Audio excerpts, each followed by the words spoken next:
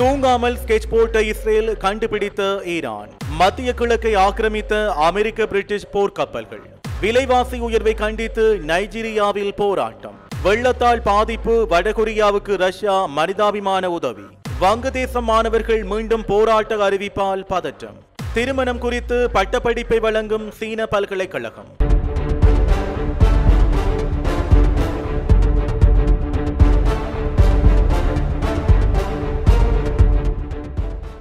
ஈரானில் ஹமாஸ் அமைப்பின் முக்கிய தலைவரான இஸ்மாயில் வெடிகுண்டு வெடித்து உயிரிழந்த சம்பவம் அதிர்ச்சியை ஏற்படுத்திய நிலையில் இதை இஸ்ரேல் திட்டமிட்டு செய்துள்ளதாக ஈரான் தெரிவித்துள்ளது. இஸ்ரேல் பாலஸ்தீன ஆதரவு ஹமாஸ் அமைப்புக்கு இடையே கடந்த ஒரு ஆண்டு காலமாக தீவிர யுத்தம் நடந்து வருகிறது. இந்த யுத்தத்தில் ஹமாஸ் அமைப்புக்கு ஆதரவாக ஹிஸ்புல்லா கிளர்ச்சி குழு, ஈரான் நாடு உள்ளிட்டவை செயற்பட்டு வருகின்றன. ஹமாஸ் அமைப்பின் ஆயுத குழுவின் அரசியல் பிரிவு தலைவராக செயல்பட்டு வந்தவர் இஸ்மாயில் ஹனியே. இவரை இஸ்ரேல் நெடுநாட்களாக உளவு பார்த்து வந்ததாக கூறப்படுகிறது.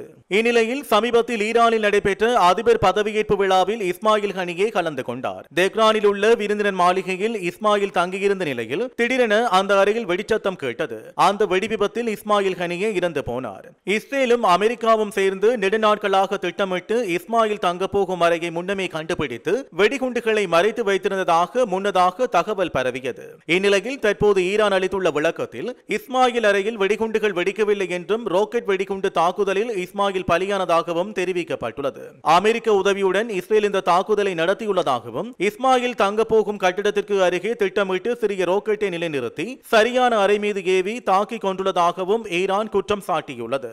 தற்போது ஈரான் நாட்டிற்குள்ளேயே புகுந்து ஹமாஸ் தலைவர் கொல்லப்பட்டுள்ள நிலையில் ஈரான் நாடு இஸ்ரேலுக்கு எதிரான போரில் தீவிரம் காட்டி வருவதால் பெரும் பரபரப்பு எழுந்துள்ளது. ஈரான் மற்றும் அதன் ஆதரவு ஆயுத குழுக்களின் சாத்தியமான தாக்குதல்களில் இருந்து இஸ்ரேலை காக்க கூடுதல் போர்க்கப்பல்கள் மற்றும் போர் விமானங்களை அந்த பகுதியில் நிலைநிறுத்தப் போவதாக பென்டகன் அறிவித்துள்ளது. லெபனானை விட்டு தனது குடிமக்களை பாதுகாப்பாக வெளியேற்றுவதற்கு உதவ கூடுதல் ராணுவ வீரர்கள், தூதரக ஊழியர்கள் மற்றும் எல்லைப்படை அதிகாரிகளை அனுப்புவதாக பிரிட்டன் கூறியுள்ளது. ஆனால் வர்த்தக ரீதியிலான விமான சேவைகள் செயற்பாட்டில் இருக்கும் போதே லெபனானை விட்டு வெளியேறுமாறு தனது குடிமக்களை பிரிட்டன் வலியுறுத்தியுள்ளது. 2 பிரிட்டிஷ் ராணுவ கப்பல்கள் ஏற்கனவே பகுதியில் உள்ளன. பிரிட்டிஷ் விமானப்படையும் போக்குவரத்து ஹெலிகாப்டர்களை தயார் நிலையில் வைத்துள்ளது. இந்த மோதலானது பிராந்தியம் முழுவதும் பரவுவதில் யாருக்கும் விருப்பமில்லை என்று பிரிட்டிஷ் வெளியுறவு செயலாளர் டேவிட் லாமி கூறியுள்ளார். இதற்கிடையில் காசாவில் இடம்பெயர்ந்தவர்களுக்கு தங்குமிடமாக இருக்கும் பள்ளி ஒன்றில் இஸ்ரேல் நடத்திய தாக்குதலில் குறைந்தது 17 பேர் கொல்லப்பட்டதாக அங்கே ஹமாஸ் கட்டுப்பாட்டில் உள்ள சுகாதாரத்துறை தெரிவித்துள்ளது. ஆனால் காசா நகரின் ஷேக் ரத்வான் பகுதியில் உள்ள ஹமாமா பள்ளியை தீவிரவாதிகள் தங்களது கட்டளை மையமாக பயன்படுத்தி வருவதாக இஸ்ரேல் ராணுவம் தெரிவித்துள்ளது. ஆனால் ஹமாஸ் அமைப்பானது பொதுமக்கள் வசிக்கும் இடத்தில் இருந்து செயற்படவில்லை என்று கூறி அதனை மறுத்துள்ளது. நாட்டின் தகவல் தொடர்பு உட்கட்டமைப்பு மீது தாக்குதல் நடத்தப்படலாம் என்பதால் இஸ்ரேலிய அமைச்சர்கள் அனைவருக்கும் செயற்கைக்கோள் தொலைபேசிகள் வழங்கப்பட்டுள்ளன. இதேவேளை ஈரானின் அரசு தொலைக்காட்சியில் ஒரு அறிவிப்பாளர் உலகம் அசாதாரண காட்சிகளை காணும் என்று வெள்ளிக்கிழமை என்று எச்சரித்துள்ளார். இஸ்ரேல் பிரதமர் பெஞ்சமின் நெதன்யாகுவும் தனது நாட்டு குடிமக்களை எச்சரித்துள்ளார். சவாலான நாட்கள் காத்திருக்கின்றன. எல்லா தரப்பிலிருந்தும் அச்சுறுத்தல்களே உள்ளன. எந்த சூழ்நிலையையும் எதிர்கொள்ள நாங்கள் தயாராக இருக்கிறோம் என்றும் அவர் கூறியுள்ளார். மேற்கு ஆப்பிரிக்க நாடான நைஜீரியாவில் கடந்த ஆண்டு அதிபராக பொறுப்பேற்ற போலா டினிபு எரிபொருள் மானியத்தை நீக்கியதுடன் பல்வேறு அதிரடியான பொருளாதார நடவடிக்கைகளையும் அறிவித்துள்ளார். இதனால் அத்தியாவசிய பொருட்களின் விலை அதிகரித்துள்ளது. அதே சமயம் பொருட்களுக்கு தட்டுப்பாடு ஏற்பட்டுள்ளது. இதை கண்டித்து அவ்வப்போது நடந்து வரும் போராட்டம் கடந்த 31ஆம் தேதி முதல் நாடு முழுவதும் தீவிரமடைந்துள்ளது. தேர்தல்கள் மற்றும் நீதித்துறைகளிலும் சீர்திருத்தம் தேவைப்படுகிறது. இதற்கு தீர்வு காண வேண்டுமானால் இந்த அரசு பதவி விலக வேண்டும் என 19 கோரிக்கைகளை முன்வைத்து இந்த போராட்டங்கள் நடத்தப்பட்டு வருகின்றன.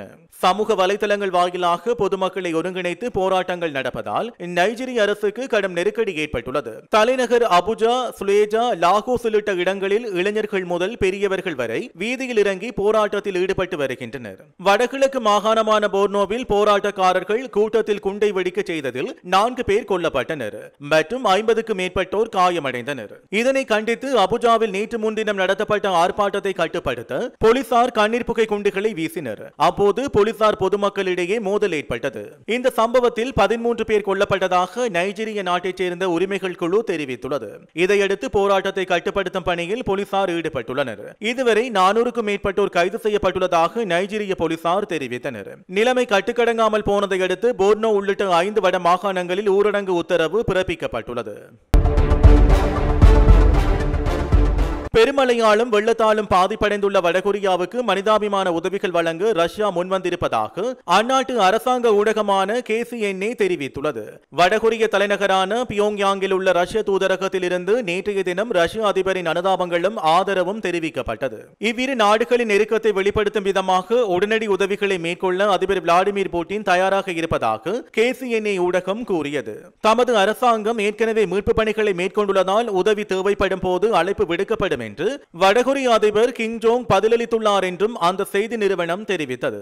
சில நாட்களாக பெய்து வரும் கடுமழை வடகொரியாவின் வடமேற்கு பகுதிகளை மோசமாக பாதித்துள்ளது. வெள்ளத்தின் காரணமாக 4000 வீடுகளில் இருந்து 5000 பேர் தனிமைப்படுத்தப்பட்டுள்ளனர். அவசர உதவி நடவடிக்கைகள் நடந்து வரும் அப்பகுதிகளை அதிபர் கிம் நேரடியாக பார்வையிட்டுள்ளார். இரு நாட்டு தலைவர்களும் ஒருவரை ஒருவர் சந்தித்துக் கொண்டதும் முழுமையான உத்தியோகபூர்வ கூட்டமைப்புக்கான ஒப்பந்தங்களை ஜூன் மாதத்தில் ஏற்படுத்தியுள்ளதும் குறிப்பிடத்தக்கது. இதனிடையே தென்கொரிய அதிபர் யூன் சுக் யோல் வெள்ள நிவாரண உதவிகளை பற்றி பேச்சுவார்த்தை நடத்த இருநாட்டு ஒருங்கிணைப்பை நிர்வகிக்கும் அதன் அமைச்சு தயாராக உள்ளதாக கடந்த வியாழக்கிழமை விடுத்த கோரிக்கைக்கு வடகொரியா பதிலளிக்கவில்லை என்பது குறிப்பிடத்தக்கது. வங்கதேசத்தில் இடஒதுக்கீட்டுக்கு எதிரான போராட்டத்தில் பங்கேற்ற மாணவர் குழு தலைவர்கள் அரசுடனான பேச்சுவார்த்தையை நிராகரித்து போராட்டத்துக்கான அழைப்பை விடுத்துள்ளனர். இன்று முதல் அரசுக்கு எதிரான போராட்டமானது தீவிரப்படுத்தப்படும் என்றும் இதற்காக அரசு இயந்திரம் தங்களுக்கு ஆதரவு அளிக்க வேண்டும் என்றும் அவர்கள் கூறியுள்ளனர். இதனால் அங்கு மீண்டும் வன்முறை வெடிக்கும் நிலை ஏற்பட்டுள்ளது. இதையடுத்து பல்கலைக்கழக துணைவேந்தர்களுடன் அந்த நாட்டின் பிரதமர் ஷேக் ஹசீனா சனிக்கிழமை இரவு 3 மணி நேரம் அவசர ஆலோசனை நடத்தியுள்ளார். ஷேக் ஹசீனா பதவி விலகுவதை வலியுறுத்தி மாணவர் குழு தலைவர்கள் பேச்சுவார்த்தைக்கு மறுத்ததாக தகவல்கள் தெரிவிக்கின்றன. வங்கதேசத்தில் அரசு பணிகளில் சுதந்திர போராட்ட வீரர்களின் வாரிசுகளுக்கு வழங்கப்பட்ட 30% இடஒதுக்கீட்டை எதிர்த்து அண்மையில் வன்முறை போராட்டங்கள் நடைபெற்றன. அதில் 200க்கும் மேற்பட்டோர் கொல்லப்பட்டனர். அதன்பின் இந்த இடஒதுக்கீட்டை 5% குறைத்து உச்சநீதிமன்றம் தீர்ப்பளித்துள்ளது. சீனாவின் சிவில் விவகார பல்கலைக்கழகம் திருமணத்தை மையமாக கொண்ட ஒரு புதிய இளங்கலை பட்டப்படிப்பு ஒன்றை அறிவித்துள்ளது. திருமணங்கள் தொடர்பான தொழில் மற்றும் கலாச்சாரம் குறித்து இந்த படிப்பில் கற்பிக்கப்படும் என தெரிய வந்துள்ளது. இத்துறையில் வல்லுநர்கள் தயார்படுத்தப்படுவார்கள் என்று அதில் தெரிவிக்கப்பட்டுள்ளது. திருமண சேவைகள் மற்றும் மேலாண்மை என்ற பாடத்திட்டமானது செப்டம்பரில் தொடங்கும் என இப்பல்கலைக்கழகம் தெரிவித்துள்ளது. சீனாவில் திருமண விகிதம் குறைந்து வரும் நிலையில் சமூக ஊடக பயனர்களிடமிருந்து சந்தேகம் மற்றும் விமர்சனங்களின் கலவையை தூண்டியது. இது குடும்ப ஆலோசனை, உயர்தர திருமண விழாவை திட்டமிடுதல், உறவுகளை கட்டியெழுப்புதல் போன்றவற்றை கற்பிக்கும் படிப்பாகும். நாட்டின் 12 மாகாணங்களைச் சேர்ந்த 70 இளங்கலை மாணவர்கள் இந்த பாடநெறிக்கு உள்வாங்கப்பட உள்ளதாக அறிவிக்கப்பட்டுள்ளது. இது போன்ற பல செய்திகளை தெரிந்து கொள்ள நம்முடைய சமூக மீடியா யூடியூப் சேனலை சப்ஸ்கிரைப் செய்து அருகிலுள்ள பெல் பட்டனை கிளிக் செய்யுங்கள். மேலும் செய்திகளை உடனுக்குடன் தெரிந்து கொள்ள samoogamedia.com என்ற இணையதளத்தின் வாயிலாக எங்களுடன் இணைந்திருங்கள்.